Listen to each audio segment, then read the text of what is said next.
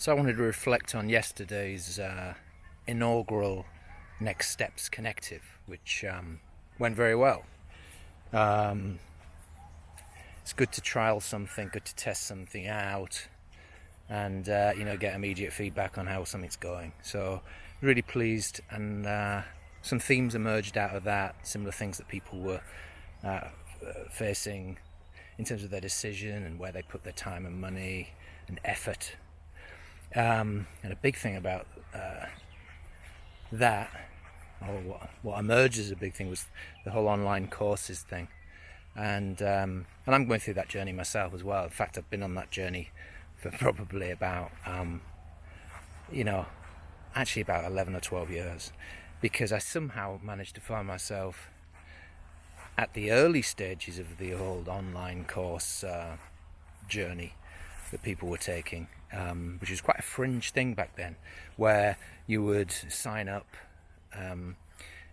The encouragement to sign up was to get a short video, and then you would get a CD, and that would get delivered to your house, and then as part of the funnel, the journey, and then you would lead them into your course. And I produced two things actually. I produced what I called a total turnaround course, which was effectively a fully comprehensive course, instruction manual, if you like, step-by-step process to turn your business around if and when it was failing, or as it was failing. And so I built that into a sort of 15-hour package plus various different things, and also did one for a startup. And I call this sort of mini business my business survival. As it happened, although I published and got the website online and everything, one thing I didn't have was a following, and also I didn't really understand. It was very early days in terms of social marketing and things like that, so it was very haphazard. And in fact, another business venture that I started up joined someone with sort of overtook that for me, and I still had my own creative agency and marketing agency and architectural practice running in the background, so I had lots going on. But one thing that was made clear to me there was, you can race ahead and do all this course material, but without an audience or without a following, you're still going to have to market the hell out of it, and that's going to take a whole load of time and money and effort. So that's what came up now, actually. That's why I'm mentioning it, because as much as we've got people who want to do live workshops and design and build them, and I'm one of them. I'm working up to that now that I'm doing it. I'm going to have a Horizons Transformation Business workshop, and I'm gradually working up to the point where I can find out enough about what my audience wants, my Transformerpreneur audience wants and needs, and build them an experience and a course and training material that will really serve them and get them to the next stage, to where they need to be with their business and want to be with their business. So when you have people that want to, I suppose, jump the gun and jump straight to the online course for all that promises, which is the freedom and the money and all of those lovely benefits. The problem is just the same. It's like any business. You've still got to get bums on seats and get people into your space. You've got to get traffic, and you've got to get following. And to do that to do a course before you've done all that, an online course that is a huge risk, a huge time sink, and it might not be what they want. So what better than actually to just build up a relationship over time, over a long time or a longer time, while you build the format of your real course, your live in-person workshops, which I know a lot of the community do. And they've got history, they've got longevity, they've got a name for themselves, people know them, they've got a reputation, they've got all of those things, and they've got a following. Sometimes that following could be bigger, the online one, because an email list, because sometimes we're not as on it as we could or should be when building our marketing lists and resources, but they still have that thing you can't take away, which is reputation, length of service, let's call it, and skin in the game, time in industry, whichever way you want to call it, they've got that. That's value, and they're known to deliver value. So you've got to convince people of that, and the only way you can really do that, or the best way you can do that, is in person.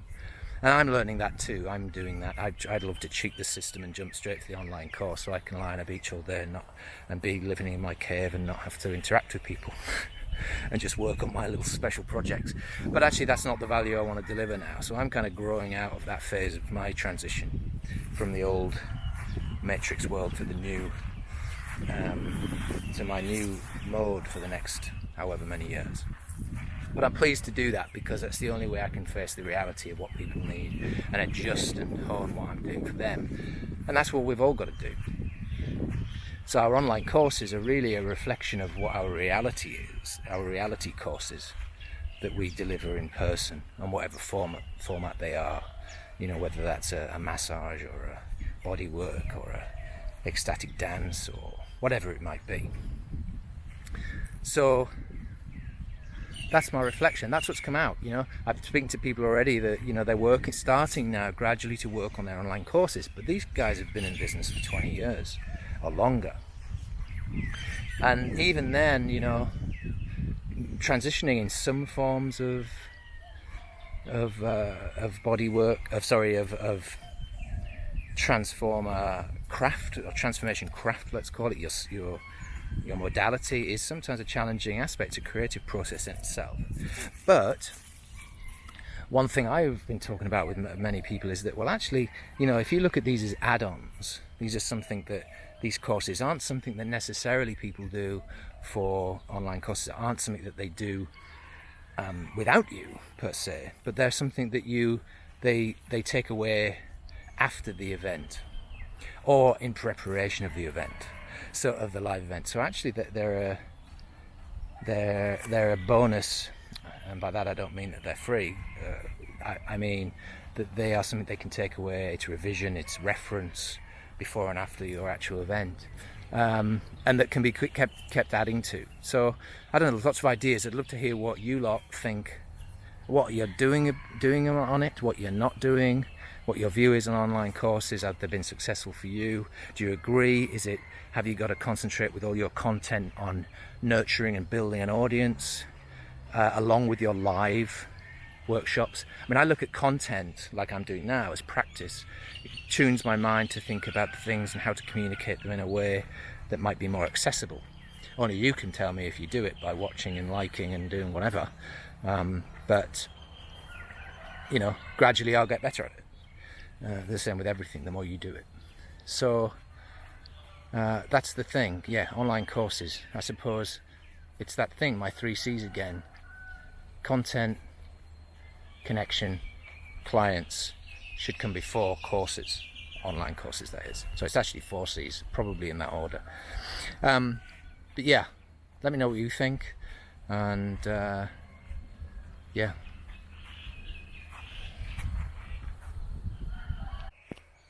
Oh, just one more thing to finish that. So these kind of realizations or these kind of discussions are the sort of thing that comes up with in the Next Steps Connective. The more people, the more views we get, the more discussion we can have. It's a tight agenda. You can look at that on the events page, you know, to make sure we can just really focus on the issues that we're dealing with, hold space for each other while we talk about them and discuss them and try and get that primary next step action that will get you closer to where you want to do. But just a little note on that whole courses thing.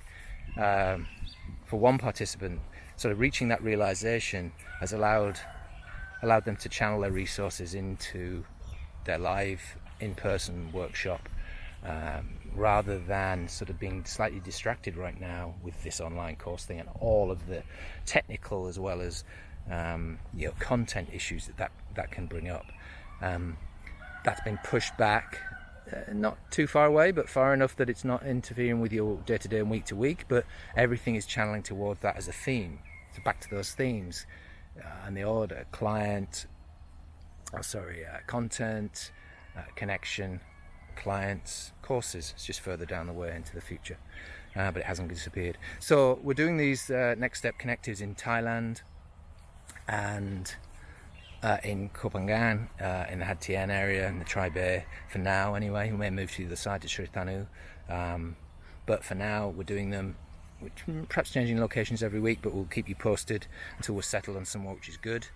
And we're asking 300 baht as a contribution for up to 2 hours of focused time within a held space with other transformpreneurs. And then a sort of co-working environment afterwards where we can all keep doing our thing. Once we're pumped up and fueled with new ideas and we've left some things behind, we can keep working on our creative quarter, so to speak, together. So think on that, share it, look at the event, and hopefully see you there.